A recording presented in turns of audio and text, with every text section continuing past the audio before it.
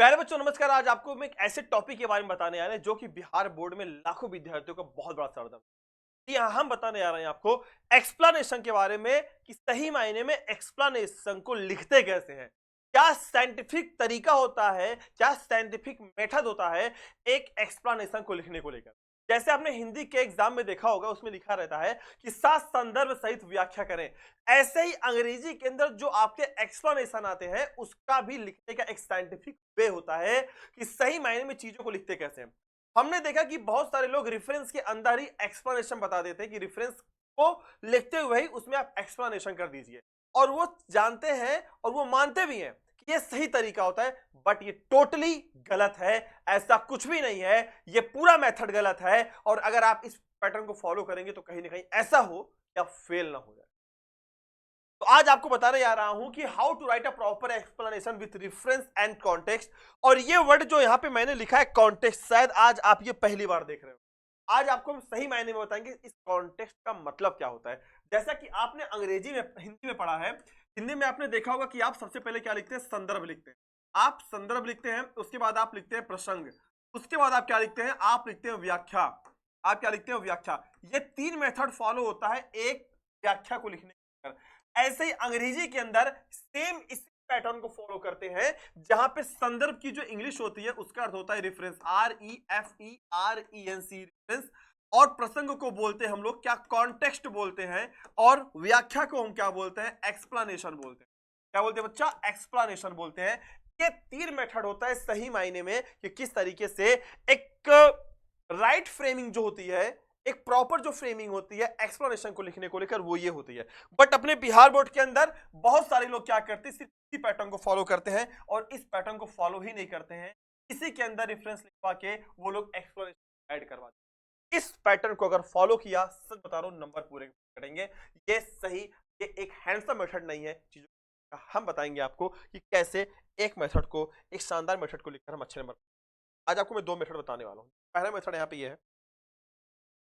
प्यारे बच्चों, आप देख सकते हैं जैसे कि मान लीजिए कि sweetest love I do not go है। मान लीजिए पहली लाइन आ गई, sweetest love I do not go for weariness of thee, ठीक है, और in the hope the word comes to be a fitter love for me, ऐसे आ गया। और आपको बोल दिया कि भाई इसका एक्सप्लेनेशन आपको करना है, तो कैसे करेंगे? क्या आप पुराने पैटर्न को फॉलो करेंगे? I hope.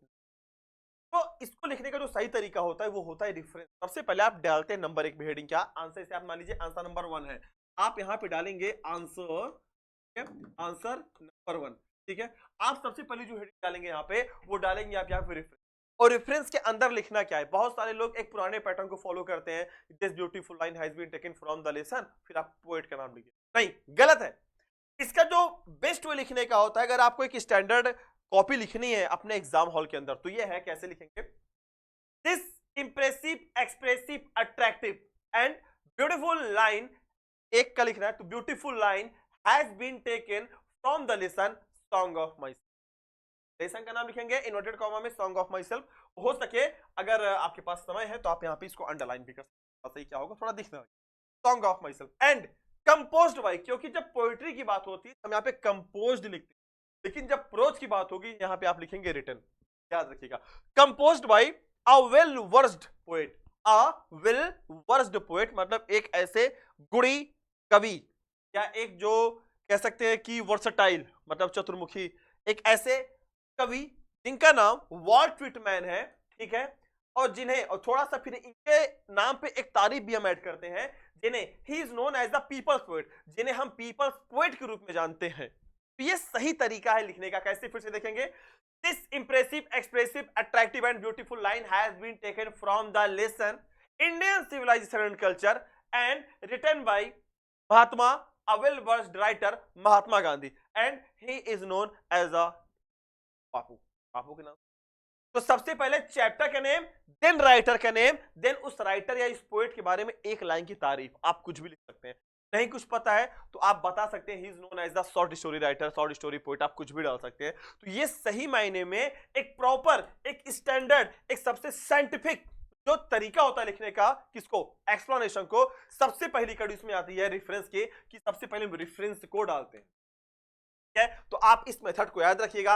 अगर आपको प्रोज का लिखना हो एक्सप्लेनेशन, सब कुछ यही रहेगा, बस बदलना क्या रहेगा, इस कंपोस्ट की जगह पे आप रिटर्न लिख देना, WRITTEN रिटर्न, यहां पे आप राइटर डाल देना, इस जगह पे चेंज रहेगा, बस 2 जगह, और कुछ भी नहीं करना है, सिंपल सा। जैसे मान लीजिए आपको लिखना है WH ऑर्डर के बारे में, तो आप लिख सकते हो कि this attractive and beautiful line has been taken from the lesson. Now the leaves are falling fast and composed by a well-versed poet W.H. Auden, and he is known as, किस रूप में आते हैं उन्हें, हम किस रूप में आते हैं उन्हें, हम ये कह सकते हैं कि W.H. Auden को हम लोग नहीं, अगर नहीं पता तो आप ये भी लिख सकते हैं कि who got the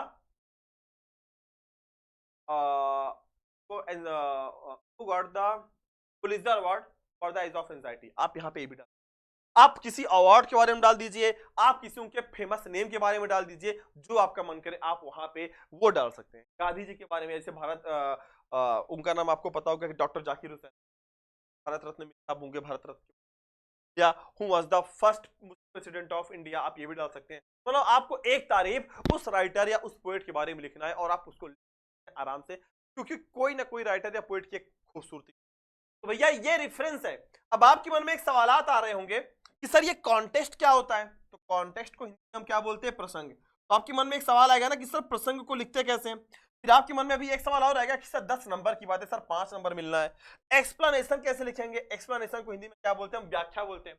क्या बोलते हैं बच्चे, व्याख्या बोलते हैं, इसको कैसे लिखेंगे, आएंगे ना बहुत सारे सवाल आपके मन में, सर कैसे कैसे हो गई है। तो भैया याद रखना 5 नंबर मिलने हैं। अगर आपने इतना केवल लिख दिया, यहीं से एग्जामिनर देखेगा कि सबसे अलग कॉपी आपकी दिखेगी, और आपको 2 नंबर हो सकता है कि इंप्रेस हो जाए, 3 नंबर पकड़ा दे। गेम यहीं पे मेन होता है, मेन यहाँ पे चैप्टर के नाम पे और राइटर के नाम पे आपको पूरा का पूरा नंबर मिलता है। जो कॉन्टेक्स्ट कोई बिहार में नहीं लिखवाता है, पूरे बिहार में कोई कॉन्टेक्स्ट नहीं बताता है।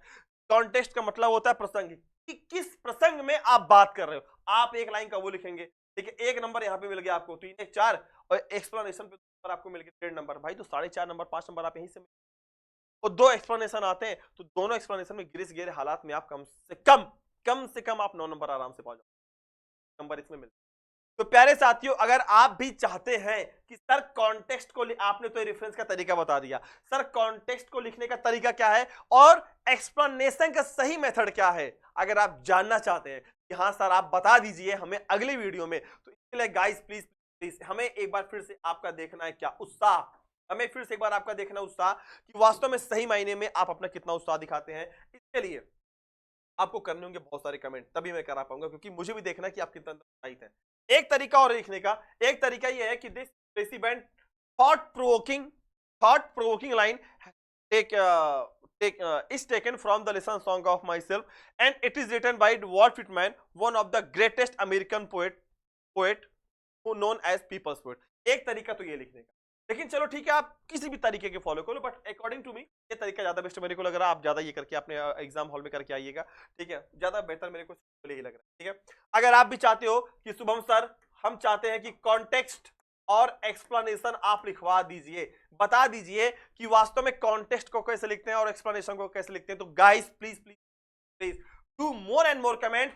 और इसलिए आपको मैं बताना चाहता हूं, अगर इस पे 500 कमेंट आ गए, अगर इस वीडियो पे 500 कमेंट आ गए, तो अगली वीडियो मात्र 24 घंटे के अंदर, अगली वीडियो मैं आपको 5 एक्सप्लेनेशन पोएट्री के और 5 एक्सप्लेनेशन प्रोज की आपको मैं लगा के बता दूंगा कि किस प्रकार से कॉन्टेक्स्ट और एक्सप्लेनेशन लिखते हो। 10 नंबर आपके बेटा मैं पक्के कराने वाला हूं, अब की बार आपके तैयार रहिए। तो इसलिए बच्चों, अगर चैनल को सब्सक्राइब नहीं किया तो अभी फटाफट जाके चैनल को सब्सक्राइब कर लीजिए, लाइक कर लीजिए, सब्सक्राइब कर लीजिए, सारी चीजें कर लीजिए, ज़्यादा ज़्यादा शेयर कर दीजिए।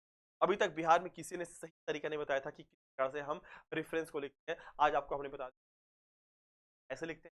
कॉन्टेक्स्ट और एक्सप्लेनेशन आ रही है, उसमें रहेगा हमें आपके कमेंट। 500 कमेंट आ गए तो अगली वीडियो आपको मैं 10 से 20 मिनट की प्यारी वीडियो कैसे और 10 नंबर आप कर सकते हैं पुख्ता अपने भी। फिर मिलेंगे ऐसी किसी शानदार वीडियो में, हमें रहेगा आपके कमेंट के अंदर। तब तक के लिए आप सभी को love you all, take care. और हाँ, 500 ऑब्जेक्टिव वाला सेशन है आपके, तो कमेंट मैंने और उस पर आपके एक गाइस बहुत जल्द वो सेशन लगाने वाला हूँ।